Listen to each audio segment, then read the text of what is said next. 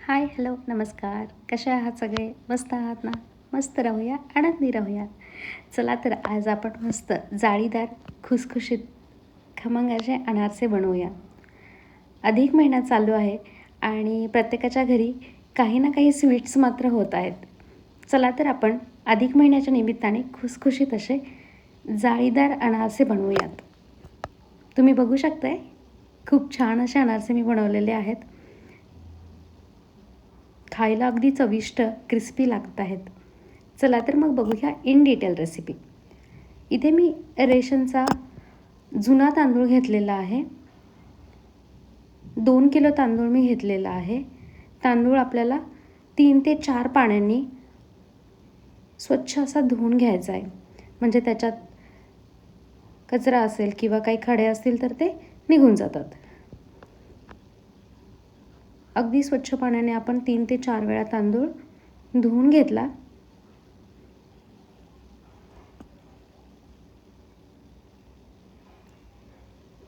आणि परत त्याच्यामध्ये स्वच्छ पाणी ओतून झाकून ठेवायचं. दुसऱ्या दिवशी हे पाणी काढून टाकायचं. त्याच्यावर थोडासा फेस आलेला दिसतो आपल्याला. तुम्ही बघू शकता दुसऱ्या दिवशी तांदूळ अगदी छान फुललेले आहेत. परत त्याच्यातलं खराब पाणी काढून टाकायचं. एक वेळा तांदूळ स्वच्छ धुवून घ्यायचा आणि परत त्यामध्ये थोडंसं पाणी टाकून परत एकदा भिजवून ठेवायचं. 3 दिवस मी इथे तांदूळ भिजवून घेतले. तुम्ही बघू शकताय खूप छान भिजलेला आहे तांदूळ. सुती कपड्यावर मी ते सुकवण्यासाठी ठेवून दिलं आहे. तांदूळ ओलसर असा आपल्याला ठेवायचा आहे. हातात थंडगार लागला पाहिजे. बाकी त्याच्यातलं पाणी निथळून आपल्याला सुकवून घ्यायचं आहे. नंतर मी तो मिक्सरमध्ये बारीक करून त्याचं पीठ काढलं आहे. अगदी बारीक पीठ करून घ्यायचं. त्यानंतर मी गूळ घेते. 2 किलो तांदूळासाठी मी 1.5 किलो गूळ घेतलेला आहे. गूळ खिसणीने अगदी बारीक करून घेतला म्हणजे त्या पिठामध्ये अगदी छान असा मिक्स होतो.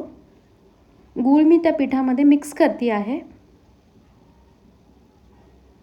हाताने व्यवस्थित एकदा ते मिक्स करून घ्या. उन्हाळ्याचे दिवस आहेत त्यामुळे गुळाला ऑटोमॅटिक पाणी सुटतं. नैसर्गिकपणे त्याला तो ओलावा निर्माण होतो. तुम्ही बघू शकता इथे मी व्यवस्थित मिक्स करून घेतलं. नंतर ते मिक्सरमधून काढून घ्या म्हणजे एक्झिव्ह व्हायला मदत होते.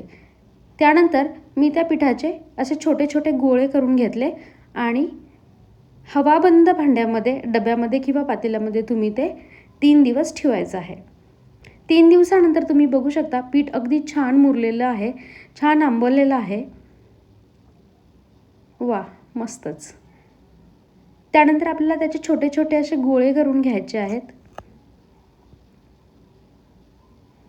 मस्त गोळे तयार झालेत. पीठ अगदी छान भिजलेलं आहे.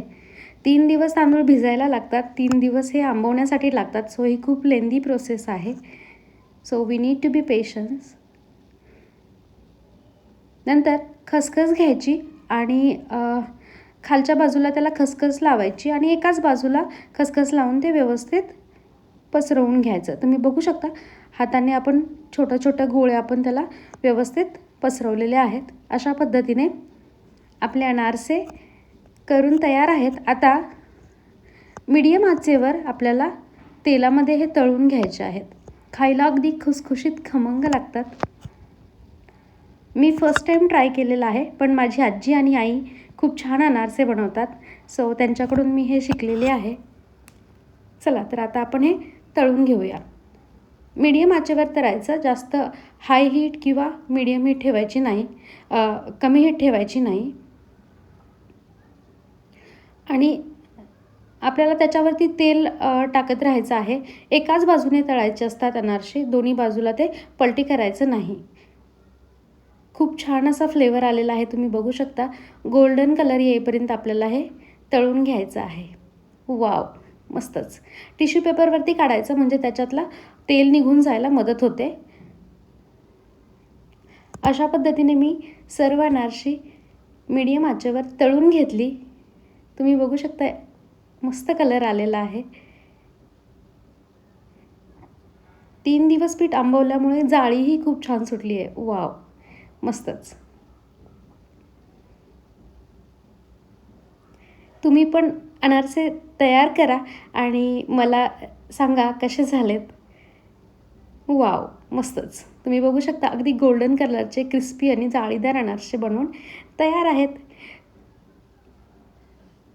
तुम्ही पण ही रेसिपी नक्की ट्राय करा आणि आवडली तर मला कमेंटमध्ये सांगा कशी झाली आहे.